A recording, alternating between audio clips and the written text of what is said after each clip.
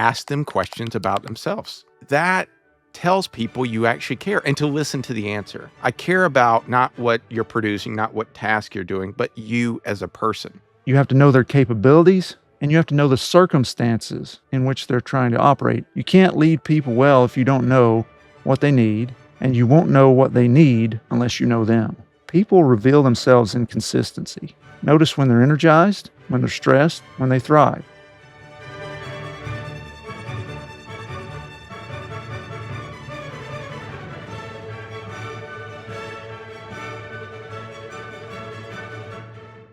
Welcome to Science of Leadership, where we explore leadership both practically and scientifically. What makes great leadership, why these things matter, and how we can do them well. Those are the questions we wrestle with through thoughtful discussions, real-world stories, and the science behind it all. I'm Tom Collins, and I'm joined by my co-host, Justin Hamrick, and we're delighted to have you join us on this journey to becoming a better leader. Tom, good morning. Today, we are going to dive into a leadership principle, and I would say characteristic, that's going to sound simple to people at first, but in practice becomes quite a bit complicated and difficult. It requires time, intentionality, humility, and real commitment from the leader to the team. It's the principle of knowing your people. The idea sits at the very core of caring about those you lead. And we've all talked about this on multiple episodes of like caring for your team, really caring about the success of your team, not caring about what they can do for you, their tasks, not caring about how they're producing or their output. Those matter too, but caring about who they are, what they want, and who they are as people. And that requires knowing them. Tom, I'm excited to talk about this one. Me too. It's one of the most important leadership practices, and honestly, I think one of the most neglected. So Tom, let's start how we always do, which is defining what we're talking about. Sure, it sounds simple. Just know your people, know their name, know who their kids' names, their birthday.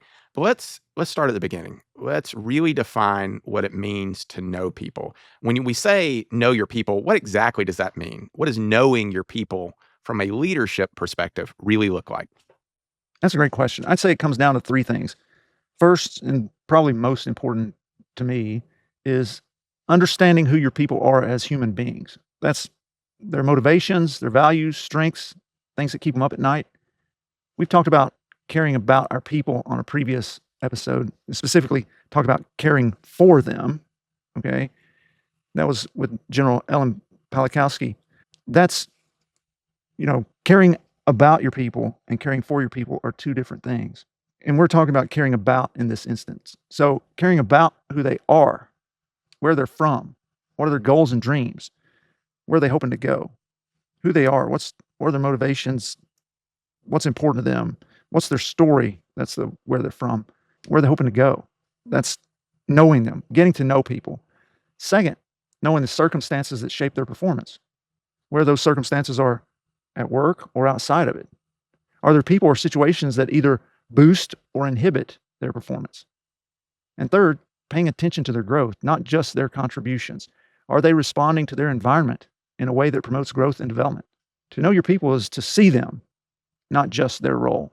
I like that distinction. That hit on a couple of things. One, from the book of Winning Friends and Influencing People, I mean, one of the core things about that is ask them questions about themselves. That tells people you actually care, and to listen to the answer. I care about not what you're producing, not what task you're doing, but you as a person. That sort of psychological safety. Seeing the person, not just the position. Do you have a story that sort of really exemplifies this or shapes how you think about what it is to know somebody? Absolutely. I would say, in a sense, it's multiple stories because it's a way that I operate. We've talked about mentoring on the podcast before, especially talked about Rick Loudon and the great influence that he's had in my life and so forth. And mentoring is a passion of mine. Like I really find so much fulfillment in trying to help other people reach their goals and dreams and become great, achieve great things that sometimes I didn't even believe that they could achieve. That really fuels me. And so this idea that I'm going to share comes out of that space. So whenever someone comes to me and wants to start a mentoring relationship, whether that's for research or for just career mentoring or whatever it is, I like to, if we can, I like to set a time aside of about 2 hours to get to know them. Like just sit, usually like in my office or we'll meet somewhere. And when we start talking, the first thing that I say is, tell me your story.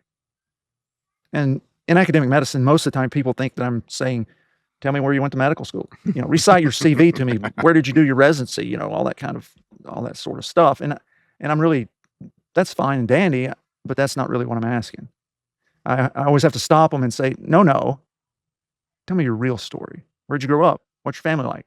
What are your hopes and dreams? What's your story? And most Mhm. of the time, people are taken aback because sadly, it's often the first time that someone in that setting has actually cared enough to even ask. So they don't know how to respond. That's why they could just go to the default of, I went to medical school at X, I did my residency at Y, whatever it may be. I tell them, look, if I'm going to help you to achieve your best, I have to know you. I have to know your story. I have to know what you want to achieve, where you have difficulties, those sorts of things, so that we can overcome them together. We can build a strategy so that you can accomplish those things. And usually after that, they see that, no, this guy is serious, that he actually wants to know something about me. And they start telling me their story, and it's striking to me, amazing really, how often people become emotional. Pretty soon after that, they'll start telling me some part of their story that wells up this significant amount of emotion because I actually took the time to ask and to listen intently to learn who they really are. And I enjoy getting to know them. It's vital for me, as I said, if I'm going to help them. But on the human level, it fosters relationship in such a way that it's hard to quantify. I mean, we've talked about the importance of listening before, but Mhm. think about somebody saying, "Tell me about you," and taking the time to sit and listen and really appreciate it and actually want to know about you. In this day and age, when people don't take the time to do much at all, they're doom scrolling and foolishness, or whatever, latest TikTok craze or something, watching some crazy short on YouTube from a leadership podcast, whatever it is, right? How valuable does it make you feel? I mean, just, as you're sitting there, think about it. How valuable would it make you feel if somebody said, I want you to just tell me about you for 2 hours? And they sat there and listened. How much of a strengthening of a relationship would that create? How much trust would that begin to develop? And all the things that go with that. That's an example of I've done that so many times, a way that I really try to know my people. Let me pause here for a second and remind our listeners that my book, The 4 Stars of Leadership, is now available on Amazon, Barnes & Noble, and essentially all online outlets. It's getting rave reviews, and I'm certain you will find it not only informative, but also inspiring. So I hope you'll order your copy today. Now let's get back to this interesting conversation. I think it's interesting how much that dovetails into something we've talked about before, which you mentioned was listening. Listening, really caring about the answer, really like true listening, telling them your answer matters. And it really does create that trust in a leader that we're looking for, that characteristic of trust that we've talked about before. I'm also struck by what we mentioned on a previous episode of owning the blame and giving the praise to your team. You have to know the person to give them appropriate praise. And by praise, I mean reward too. Some people, public recognition, huge thing for them, huge motivator. Um, Maybe somebody you're like, listen, I really appreciate what you've done for this research project. I want you to present this at a national meeting. One person, that would be what they're really looking for. Another person, maybe who hates getting in front of people, hates giving presentations, hates talking. If you give them the same reward, you're actually punishing one of them because you didn't know them, because you didn't know about them. Like you said, you didn't know their aspirations. Maybe one person's aspirations is to give national talks, to present meetings. And another person is, hey, I actually want to write the paper. That's what I want. I want that. But standing in front of a group and giving a talk at a meeting is terrifying to me. I can't believe you don't know that about me. That is not a reward. That's a punishment. And the only way you would know that would be if you knew them. You already knew them. You've already got to know what makes them tick. What do they want? Because otherwise, you're just taking your own values and putting it on them. That's so important. This idea of knowing people and how they like appreciation and Hmm. so on. And you're just hitting on, you can damage the relationship if you don't know those things that are important to people. Somebody who's an introvert doesn't like to be brought up on stage or whatever, and you're bringing them on stage. Yeah, Yep. highest sales or whatever it may be. And so there's a book. Originally, it was the Five Love Languages. Gary Chapman wrote, and they actually have like five love languages for work or something like that. I believe I've read it at some point in the past, but that might be something worth for our listeners, and we can put a link in the description. But a book that folks may want to look at because it discusses this very point that Justin's making of understanding people in this regard. Do they like to be put in front of everybody and acclaimed? Do they like just a written letter to say, "Hey, great job"? Do they like somebody just coming up beside them saying, "You really did well in that presentation. You were well prepared," whatever it may be? Do they like a bonus check? Whatever, Yeah. sorts of things. So anyway, that's an idea that you may want to explore. Is this book, Five Love Languages of the Workplace? I think it is. I may be getting it wrong, but anyway, as I say, we'll put that in the description. But great point on this, Justin. Really important. Yeah, I mean, there's so many examples online of people getting this wrong, right? Like the team does something really good and the leader gives them a pizza party. Hey, great job. We gave you a pizza party. And they're like, okay, that's an example of somebody not understanding the values of Hospitals their team. hospitals are terrible about this. Like hospitals get this wrong so often. They'll they'll say, "Okay, we're gonna recognize our people," right? And then they will give somebody a branded, let's say, umbrella, right, with the hospital logo and the name of the hospital. And, like, you open it one time and it shoots off, like, it breaks in half, or like it's garbage. In a real sense, it's something that nobody really asked for, but now you got it, and that was their appreciation, and you use it, and it's seriously, like, lowest quality possible. You would be so much better off not even going there. And probably the only person it makes feel better is the person giving the gift. But it gets to the core of what we're talking about. You've got to understand the team. What are the goals of the team? What what really is their love language? Like, how do they feel appreciated? Right? Oh, I gave you this because that's what I would want to be appreciated. Okay, that just tells me you didn't understand the team. So we sort of defined it now, what it is to know your people. But let's get into the so what. Let's talk about why it actually matters. Why is it essential to know your team? Why is it essential knowing your people? Essential for leadership. Yeah, I would say it's because real leadership is relational. It's Hmm. not transactional. Here's a core idea of what we're talking about today. You cannot care about someone you don't actually know Hmm. in a real sense. You could make some pie in the sky, I care about everybody and all that. Yeah, at the end of the day, that's not reality. If you don't know somebody, you're not going to care about them the way that you should or could. People on both sides of that situation know it's not real. You might have good intentions or, so forth, but caring requires understanding. Second, knowing your people builds trust. How many times have we talked about trust on our podcast? When people feel known, they feel valued. Hmm. When they feel valued, they engage more deeply. When they engage more deeply, that's the tide that raises all boats. Third, knowing your people allows you to lead them appropriately. The best leadership, contrary to what a lot of organizations may think, the best leadership is not uniform, it's tailored. Some people thrive with autonomy, others need frequent touch points, some need encouragement, others need challenge. This is fundamental to the concept of what is known as situational leadership. And there are books out there on this, but this idea was originally described by Paul Hersey and Ken Blanchard in 1968. Ken Blanchard really has expanded the visibility of it, and he's written a number of books related to it. But you have to know your people, you have to know their capabilities, and you have to know the circumstances in which they're trying to operate if you're going to be able to lead them appropriately and well. You can't lead people well if you don't know what they need, and you won't know what they need unless you know them. I think that is gets to the heart of what we talked about so many times, which is leadership at its core, you're right, is a relationship, right?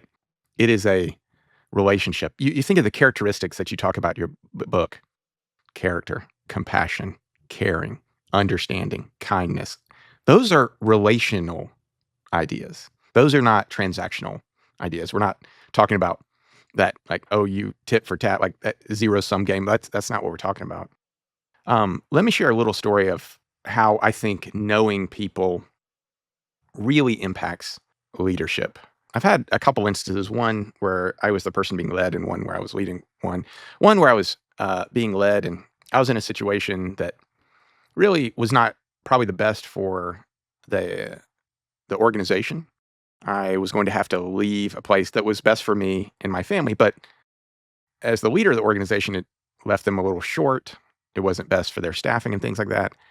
But when I came to this leader, they approached it as not someone managing the team, but as someone that cared about me. And to this day, they've always approached that relationship. And you're right, I would run through a wall for them because they've always approached that. And when I was a member of that team, I gave them everything I could. And I still do. I still do. And it still impacts our relationship as I'm able to contribute to that team sometimes or to help that team out. But it was that relationship and that understanding that really impacted. The other one is a time where I had a chance to recognize someone on my team for something. And it goes back to what we talked earlier. Um, I had the opportunity to reward somebody for the work that they had done. And it was only through understanding them, what motivated them.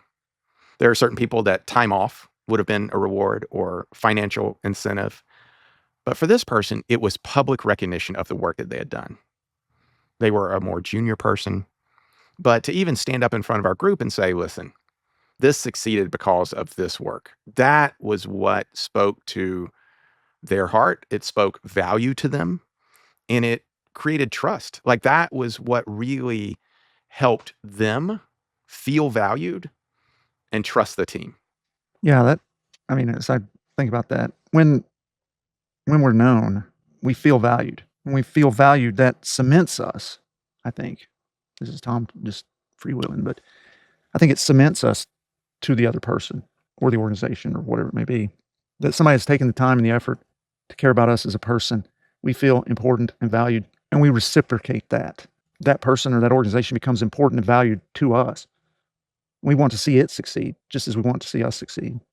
So we give more effort, discretionary effort. We go above and beyond because of that.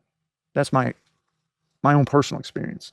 And just as you say, you've left an organization. I think I know who you're talking about and which organization, and you still invest in it even though you're gone, right? You still hope good things for that organization even though you're gone. And I have the tendency to do that myself, right? Like not leave and hope it burns down. Some people leave and they just want to set fire to a place, right? And I don't want to do that because I value the people at that place. I want that place to succeed and do great things. But when you don't feel like you are valued, then you don't spend that discretionary effort, and you're not committed to the organization. I mean, that's the majority of why people leave, right? Because they don't feel valued. Right? But Exactly. but people feel valued in different ways. Whether it's I needed a raise, I needed recognition, I needed a promotion, I needed more pay. Like it's different for different people, and the only way you can get there is to understand the person, knowing, like you've said, knowing the people.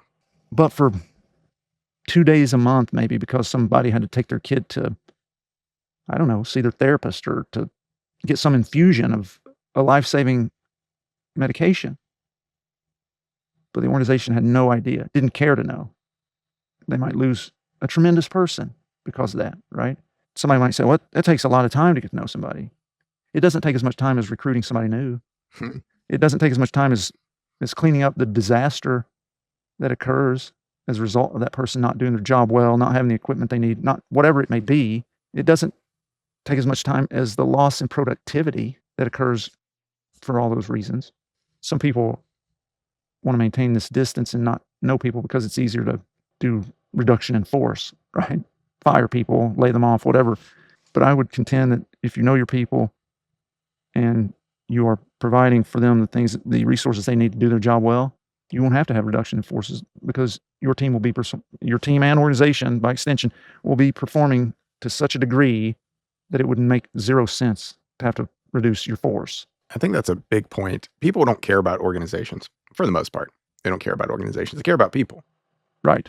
I just think of the sports analogy, like people on a professional football team, playing for, the New England Patriots, whatever. You hear a lot of times, like, they're not like, I just really value the Patriots and blah, blah, blah. I just want to play for that symbol on the helmet, blah, blah. At the end of the day, and this is in so many interviews, they're like, I'm playing for the guy next to me. They're playing for the people that they feel like care about them, the coaches that care about them and know them, the teammates that know them and care about them, like that's what I'm struck by in this. Let's get to the part where we always get to at this point in the podcast, which is the science. Like, we've sort of defined what we're talking about, but why should we care about this? Why should we care about knowing people? Because relationships are messy.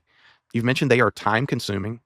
But what does the research tell us about the importance of knowing the people when we are in a leadership position?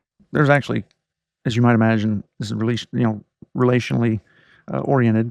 There's a lot of great research in this space. So first, studies on what is known as leader-member exchange, and this is a large leadership theory. That sounds like Wall Street, leadership membership exchange. Yeah, leader-member exchange. Yeah, commonly known as LMX.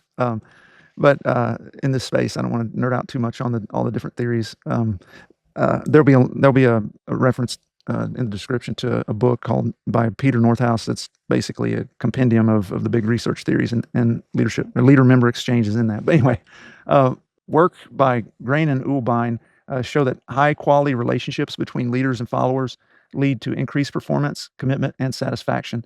Those relationships depend on genuine familiarity and trust. So that's one thing. Second, some of Amy Edmondson's research on psychological safety shows that people speak up more, innovate more, and collaborate more when they feel known and valued, not invisible or interchangeable. Third, what's called self-determination theory by DC and Ryan tells us that human beings have three core needs at work. The first is competence, second is autonomy, and the third is relatedness. And that last one, relatedness, is the need for meaningful interpersonal connection. Leaders who know their people meet that need, and that fuels greater engagement and performance. And finally, studies on organizational commitment by Meyer and Allen show that employees are significantly more committed to leaders and their organizations when leaders develop personally meaningful connections with them. So the science is crystal clear that knowing your people is not just some soft skill, it's a performance driver. It's amazing how consistent the science and evidence is on that point. I want to go back to the first point that you made and sort of delve into that a little bit and go on a little side quest here. You mentioned high quality relationships in that first study. How did the authors define high quality relations, and how would you define high quality relationships? Because I think that's what is we're getting to the core of, like, there's knowing people. I know their name, I know where they're from. Is that all there is with a high quality relationship, or what in that paper or in your own experience? What does that mean to have a high quality relationship? Yeah, I think that there's, as far as how they operationalize that, I can't recall exactly what their operationalization was, but drawing on all the various studies, the books and so forth that I've read and so on, high quality is that there is one-on-one engagement, that there is knowing more than just superficial sorts of characteristics about somebody, that there is taking the time to interact in more than just those cursory manners. So I would say that would be a fairly common operationalization of that variable, if you will. Let's move on to, now that we know what it is, we know that the science is crystal clear on the value of it. Let's move to the practical. So now what? And for leaders who want to start doing this and doing the right thing for the right reasons, what are some concrete steps that they or we can take? Here's kind of a framework of 5 different things that I've found to be helpful. First, ask more personal but appropriate questions. Don't be intrusive. Don't ask ridiculous questions, but ask questions that invite people to share who they are. This could be asking them to share their story, as I often do, as I mentioned earlier. It could be asking things like, what's something you're excited about outside of work? Or what energizes you? What do you spend your time doing? What's a favorite hobby? Those sorts of things. Over time, those simple questions will build understanding of each other. They will open up opportunities for further conversation to develop that relationship more fully. Number 2, watch for patterns, not just their performance. People reveal themselves in consistency. Notice when they're energized, when they're stressed, when they thrive. A simple way to say this is pay attention to your people. Number 3, create that space for real conversation, not just check-ins for tasks or, those sorts of things. Check in for people. How are you doing? If they start talking about, I've got this project, I've got that thing. No. How are you doing? What is troubling you? What's got you concerned, worried, et cetera, et cetera? Check in on your people. Number 4, we've hit on this. Tailor your leadership. Lead the person, not the role. Your approach should match who they are, not simply what they do, or the generic concept of all employees are this. Mhm. Got to move away from that. Tailor it. Number 5, follow up on what you learn. Here's a tremendous, tremendous point. If you ask about something personal and they share it, remember it and check in again later. That's where that trust is built. If you ask and forget, it'll almost always be interpreted as not caring. And it's better that you never asked in the first place, because that will absolutely, if that comes across as not caring, it will absolutely erode the trust and the relationship that you thought you were going to be building. I love that last one. I'm a big believer in that. Following up with something outside of work that people gave you, and it can be so simple. Their kid likes baseball. How's that baseball? They got a lacrosse tournament to go to. Like, I'm always shocked at the impact when you remember and follow up on things that you genuinely care about. I find personally that these 5 things I most need when people are different than me. Like, as a University of Georgia fan, it is very easy for me Oh, to no. connect with other SEC fans. Like, we just instantly, like, have that, and that is very easy for me to do. I find that this structure and framework is essential when someone and myself are different. We don't have the same background, we don't have the same interests, but that does not inhibit me from caring about them, because I feel like it's easy sometimes to connect with somebody who's very similar to you, but it probably has an even greater impact when that person isn't like you, Yeah, doesn't share the automatic connections. I'm just thinking about this idea of, you know, I don't know how big the stadium is at Georgia, but it's smaller than Neyland. Okay, I can say that. About 6,000, but whatever. But no, is that you're only similar to those people on certain variables. It's just that you happen to know that the one variable that you're all similar on is that you root for the Georgia Bulldogs, right? And you don't have to take the time necessarily to know that, because in that stadium of 90, however many thousand, let's say, there are a lot of people you're not similar to at all, Mhm. probably, right? But yet you're similar in your fandom of the Bulldogs. And so I would say that that's a part of getting to know people, because it only takes one or two things, one really in this case, right? University of Georgia, to unify everybody. That suddenly they're hugging each other and sharing beers or whatever. And so, I mean, those people are wearing it on their shirt, Yep. but in the day to day, it only takes getting to know somebody, just a little bit of effort, I think, can make a huge impact to that end, if we think about it like that. I'm struck by the only way you can get to a shared connection with the people you're leading is by knowing them.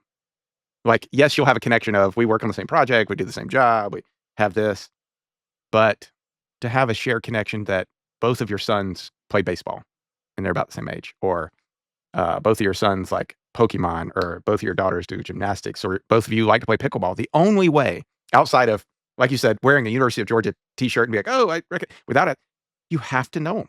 You have to know the person to have that shared connection. And that shared connection is such an easy way to establish a meaningful relationship with somebody. So, Tom, I'm going to come to one last question. Yeah. What's the one leadership lesson that you've learned through knowing people, or about knowing your people, that has stuck with you throughout your career? I would say that people remember the moments when they felt seen and valued. You can get 1,000 things right as a leader, but the moments people talk about years later are the moments when a leader understood who they were and cared about it. Wow. That is a way to finish it. This has been an amazing conversation.